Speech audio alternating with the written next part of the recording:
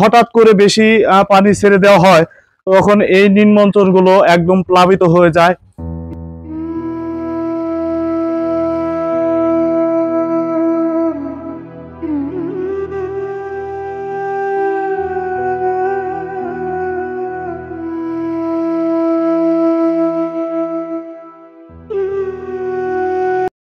কোন জায়গা থাকেন?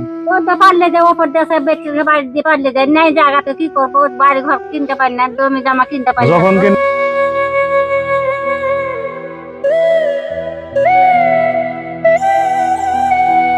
শুষ্ক মৌসুমে কখনো বা তীব্র খরা আর বর্ষা মৌসুমে প্রচণ্ড বন্যার কবলে পড়ছে বাংলাদেশ। দর্শক, আজকে আমি চলে এসেছি মনোহরপুর গ্রামে, যেটি কিনা বাংলাদেশের চাঁপাইনবাবগঞ্জ জেলার শিবগঞ্জ থানায় অবস্থিত।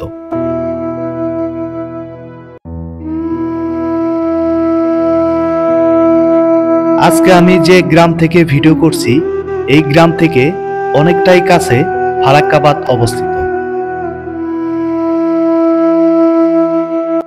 আজকে আমি আপনাদেরকে জানানোর চেষ্টা করব এই ফারাক্কাবাদ এবং এই ফারাক্কাবাদের পার্শ্ববর্তী বাংলাদেশের চাঁপাইনবাবগঞ্জ জেলার শিবপুর থানার অধিকাংশ গ্রামই কতটা কষ্টের জীবনযাপন করে তারই একটি ভিডিও চিত্র।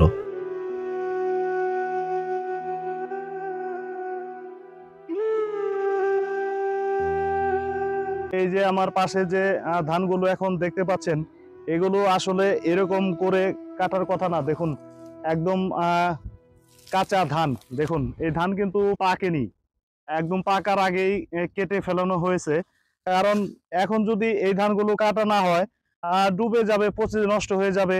অতএব কাটার পরে যা থাকে তাই কৃষকের লাভ মনে করে এগুলোকে এই সোনার মোহর মনে করে কৃষকরা কেটে নিয়ে আসে। এটাই হচ্ছে এই মনোহরপুর গ্রামের জীবন।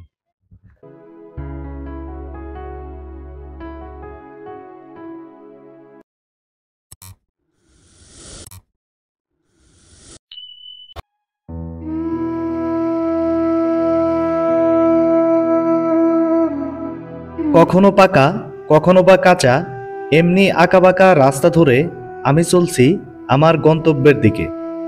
অলরেডি আপনারা জেনে গেছেন আজকে আমার গন্তব্য কোথায়।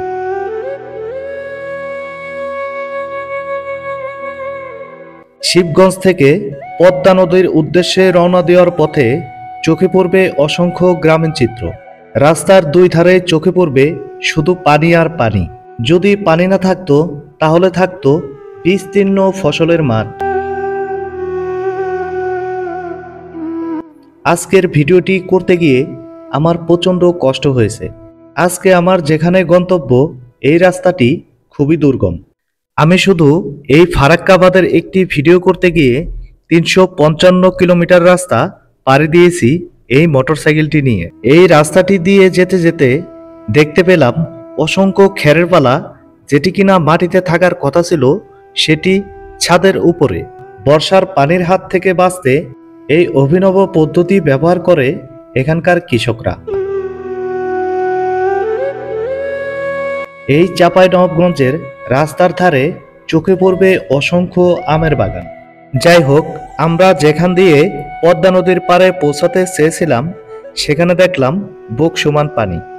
বাধ্য হয়েই 10 কিলোমিটার জায়গা ঘুরে অনেক কষ্টে অসংখ্য কাদা এবং স্যাঁতসেঁতে রাস্তা পেরিয়ে দেখা পেলাম মনোহরপুর গ্রামে। এখানকার গ্রামের রাস্তাটা শুধু করা হয়েছিল। সংস্কার কি জিনিস কোনোদিন চোখেও দেখেনি এই গ্রামের মানুষ। আমরা তো একদম হাঁটার অনুপযোগী হয়ে যায়। চলাফেরা করাই যায় না। আর এখন বন্যা আসছে, এই যে এটা যেমন কেটে গেছে, এবার যে বন্যা আসছে তো কিছু রাখবে না, চলে যাবে। মনোহরপুর গ্রাম থেকে কোন রোডের দিকে গেছে? এটা ভবানীপুর, মানে মনোহরপুর রোডে থেকে ভবানীপুর দিকে চলে গেছে। আচ্ছা, এই রাস্তাটা যদি ভালো হয় তাহলে তো আপনাদের সবার যাতায়াতের সুবিধাটা ভালো হবে। সবে তো যাতায়াত তো ভালো হবে। মানে ওপারে যে আরেকটা আছে, এলাকা আছে, মানে এই দুলপুর ইউনিয়নের এক অংশ ওদিক আছে, তারপর পাকা ইউনিয়ন আছে, ওরা কিন্তু এটার উপর দিয়ে চলাফেরা করছে। সবাই এই সব গ্রামের মানুষ এদিক দিয়ে চলাফেরা করে। হ্যাঁ, ওই এলাকার মানুষ। যাই হোক, অনেক কষ্ট সৃষ্টির পর অবশেষে চলে এলাম ভারত বাংলাদেশের বর্ডারে। আমি যেখানে দাঁড়িয়ে আছি এখান থেকে সোজা যে গ্রামগুলো দেখা যায় এটাই হচ্ছে ভারতের মুর্শিদাবাদ। আর এই দিকে অবস্থিত সেই ভারত বাংলাদেশের বহুল আলোচিত ফারাক্কাবাদ।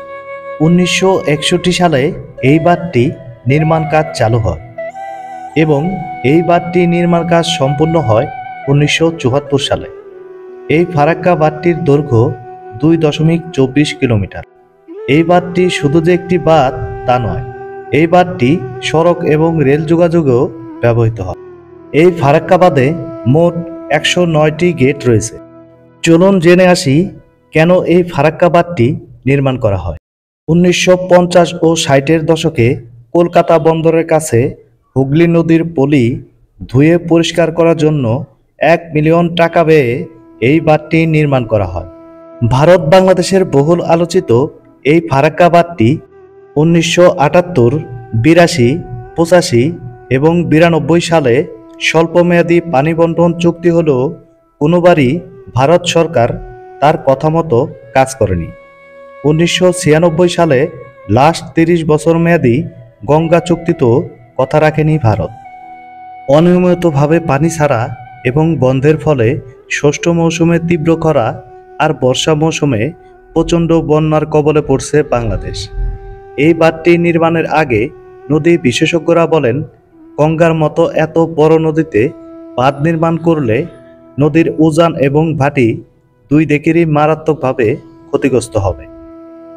এসব কথায় কান না দিয়ে ভারত সরকার বাঁধ নির্মাণে সিদ্ধান্তে অটল থাকে।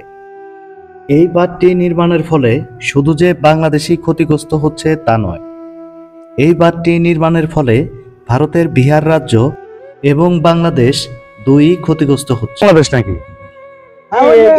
টাওয়ার দেখতে পেয়েছেন? হ্যাঁ হ্যাঁ, ওই যে টাওয়ার। বাংলাদেশ। হ্যাঁ। আর এই যে এখান থেকে ওই যে টাওয়ার খোঁজা দেখতে পাবেন না, হ্যাঁ হ্যাঁ হ্যাঁ হ্যাঁ। ওইটা হলো ইন্ডিয়া, মানে ইন্ডিয়াটা কোন জেলা বলতে পারবেন? ইন্ডিয়া। মুর্শিদাবাদ। মুর্শিদাবাদ।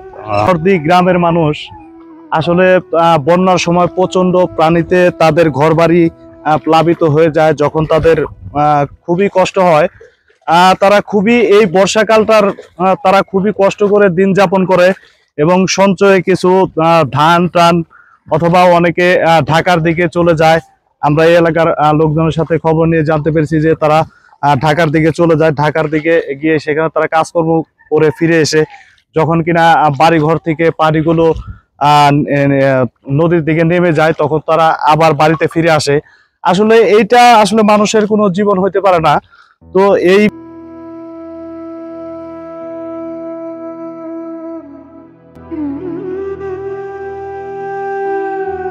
প্রত্যেকটি বাড়িতে 7টি 8টি করে গরু রয়েছে। মূলত এরা গরু, ছাগল, হাঁস, মুরগি এগুলো পালন করেই এখানে তারা জীবিকা নির্বাহ করেন। পাশাপাশি এই মনোহরপুর গ্রামের শিশুগুলো কেমন সাহসী। তারা আসলে একজন ক্লাস 1-এ পড়ে, একজন ক্লাস 2-তে পড়ে। তারা আসলে কতটা সাহসী, তারা কিন্তু এই দুজনেই চলে যাচ্ছে মাছ ধরার জন্য। তো আসলেই তাদের একটি সাহসিকতার পরিচয় আমরা এখানে পেয়ে যাই। আসলে মানুষের জীবন সংগ্রামের সাথে সাথে মানুষ পরিস্থিতির সাথে সাথে মানুষ শক্তি, সামর্থ্য সবকিছু সাহস নিয়ে তারা বড় হতেছে। তাদের বাবা মার পাশাপাশি তারাও মাছ মেরে তাদেরকে তার বাবা মাকে একটু সাহায্য সহযোগিতা করার জন্য চেষ্টা করতেছে এই অবুঝ ছেলেগুলো। দেখুন, এই তোমার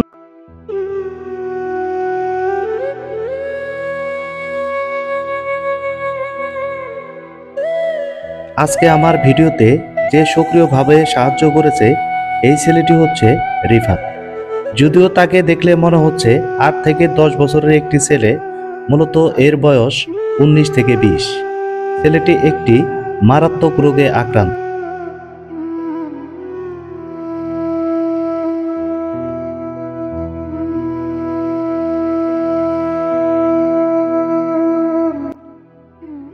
দর্শক, আমার পাশে এখন যাকে দেখতে পাচ্ছেন ও হচ্ছে রিফাত, ক্লাস 9-এ পড়ে।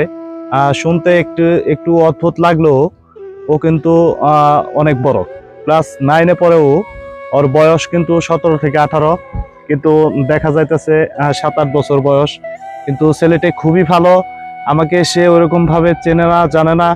আমি জাস্ট রাস্তা দিয়ে আসতেছিলাম, একজনের কাছে অ্যাড্রেস জিগাইছি, আমি ঠিকানাটা জিগাইছি যে আমি কিভাবে এই পদ্মা নদীতে আসব এবং কি ইন্ডিয়ার বর্ডার এবং ফারাক্কার সাইডটি আমি দেখতে পাবো। তখন এই ছেলেটি আমার সাথে আসলে মানে আসলে ভালো মনের মানুষ না হলে আসলে এরকম হয় না। 17 বছর বয়স হলো, দেখা যাইতেছে একদম 8-9 বছর বয়সের শিশুদের মতো। তো রিফাত, তোমার মূলত বয়স কত? আসসালামু আলাইকুম, আমার নাম মোহাম্মদ রিফাত আলী। আমি জন্মগত থেকে অসুস্থ, আমার অসুখ ভালো হয় না, ডাক্তার কবিরাজ দেখাই, কিন্তু তারাও কিছু করে না, ওষুধ খাই, ভালো হয় না, মাঝে মধ্যে আমার শরীর অসুস্থ হয়। খুবই দরিদ্র ঘরের একটি ছেলে রিফাত।